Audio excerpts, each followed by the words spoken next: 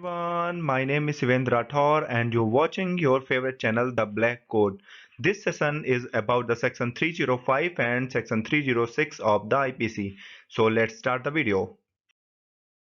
हाल ही में एक्ट्रेस रिया चक्रवर्ती पर सुशांत सिंह राजपूत के मर्डर केस में उनके फादर ने एफआईआर लिखाई है बिहार के एक पुलिस थाने में। तो आइए जानते हैं कि आखिर किस धाराओं के अंतर्गत ये एफआईआर लिखाई गई है और क्या मतलब होता है इस धारा का। इस वीडियो में हम सिर्फ लीगल एस्पेक्ट कवर करने वाले हैं, तो चलिए शुरू करते हैं। Section 306 deals with the abetment of suicide.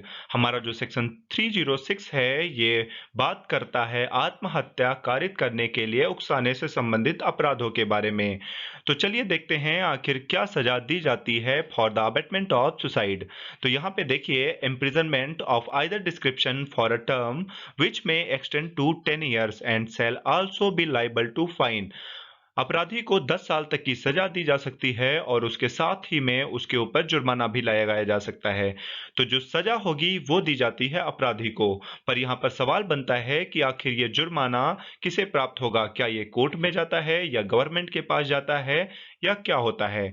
तो यहाँ पर देखिए, मैंने आपके लिए हाईलाइट करके रखा है, generally the fine is paid to the kin of the deceased.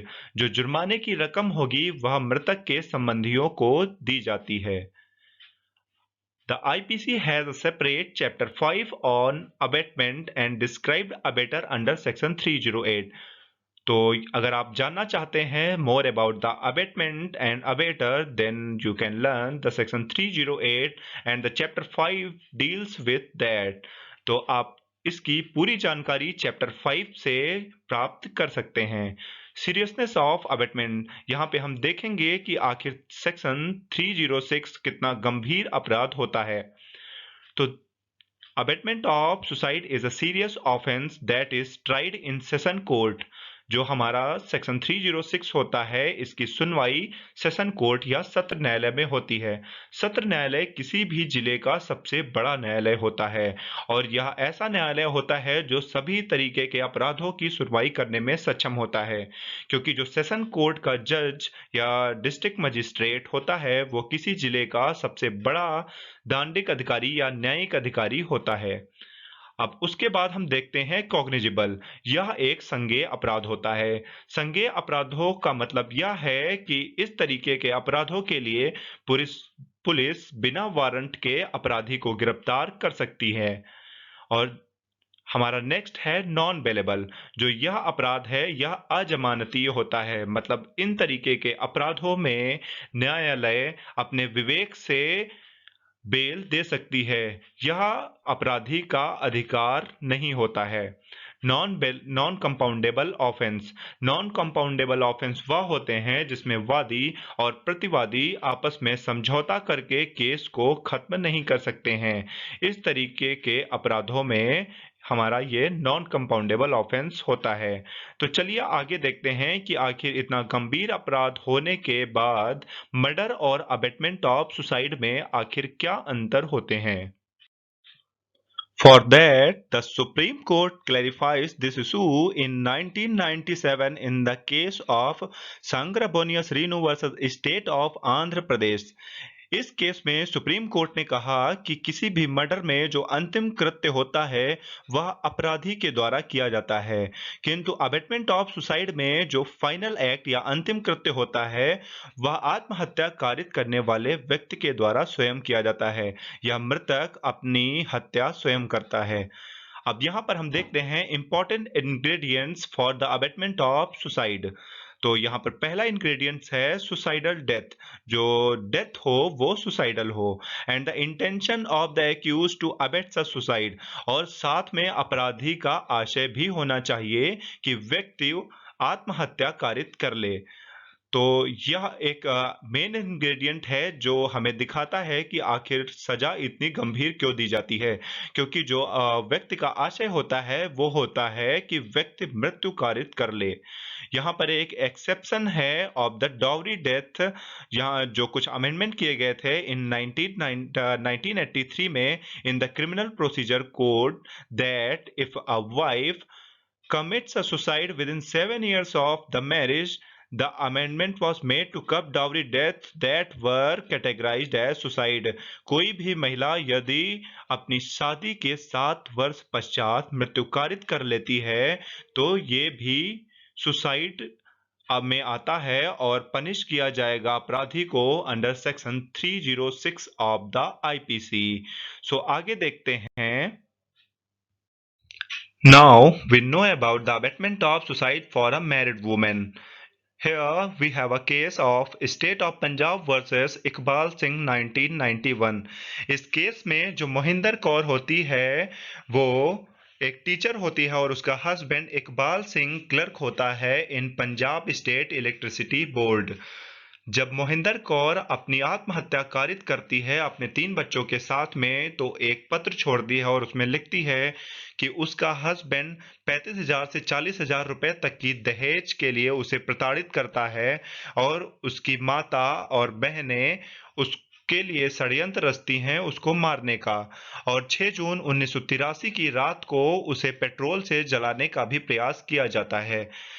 इसके बाद जो केस फाइल होता है उसमें डिसाइड होता है the husband was responsible for creating circumstances which provokes और forced his wife to commit suicide and he was therefore liable to be convicted under section 306। जो उसका हस्बैंड है और मदर है और सिस्टर इन लॉ है वो कन्विक्ट होती है अंडर सेक्शन 306। जो अगला केस है वो है प्रवीण प्रधान वर्सेस स्टेट ऑफ उत्तरांचल। इस केस में कोर्ट कहती है that for an act of constitute instigation it must be with intention and word utter in anger without any intention do not constitute instigation। अगर कोई भी व्यक्ति आत्महत्या कारित करता है किसी के उकसाने पर तो उसमें उस अपराधी का इंटेंशन होना बहुत आवश्यक है। अगर कुछ शब्द गुस्से में कहे जाते हैं और कोई व्यक्ति मृत्यु कारित कर लेता है तो वो इस तरह के अपराध की श्रेणी में नहीं आएगा। तो चलिए आगे देखते हैं। Instigation by conduct. I have a case of Girija Shankar versus the state of MP. In this case, the court decided that the instigation cannot only be by the words or physically violence, it can be a conduct of a person।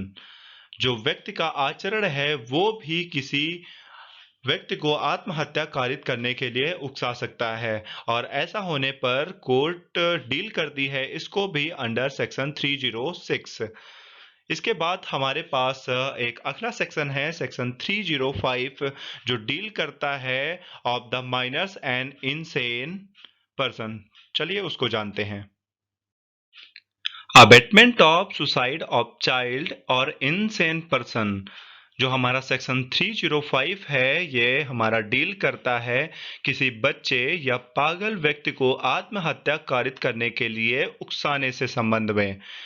जो section 305 है तो चलिए देखते हैं ये किन किन व्यक्तियों को आत्महत्या कारित करने से संबंधित अपराधों में सजा देता है। तो पहला है अंडर 18 ईयर्स ऑफ एज। जो पर्सन हो उसकी उम्र 18 साल से कम हो मतलब वो माइनर हो। और दूसरा है इंसेन। वह व्यक्ति पागल प्रवृत्ति का होना चाहिए मतलब मेंटली डिसबैलेंस्ड होना चाहिए। Delirious means उन्मादी। उन्मादी व्यक्ति या हम कह सकते हैं a type of patient which is in extreme happiness. उस तरह के उस तरह के व्यक्ति की भी आत्महत्या कारित करने या उकसाना अपराध की श्रेणी में आता है। Of an idiot. वह व्यक्ति जिसमें मूर्ख व्यक्ति कह सकते हैं। और any person in a state of intoxication. यह उस व्यक्ति को जिसने शराब पी रखी है उस व्यक्ति को भी सुसाइड के लिए उकसाना सेक्शन 305 के अंडर अपराध माना जाता है। यहाँ पर हम देखते हैं कि आखिर क्या पनिशमेंट है। Whoever abets such suicide shall be punished with death। Death की सजा दी जा सकती है, मृत्यु दंड तक की सजा दी जा सकती है और इम्प्रिजनमेंट फॉर लाइफ या आजीवन कारावास की सजा भी दी जा सकती है और imprisonment for a term not exceed 10 years या 10 साल तक के लिए सजा दी जा सकती है। And shall also be liable to fine. और जुर्माने की रकम भी लगाई जा सकती है। अगेन जो जुर्माना होगा वो भी प्राप्त होगा किसे? किन of the deceased. So this is the end of the video. I hope you understand about the section 305 and section 306 of the IPC. So thank you guys.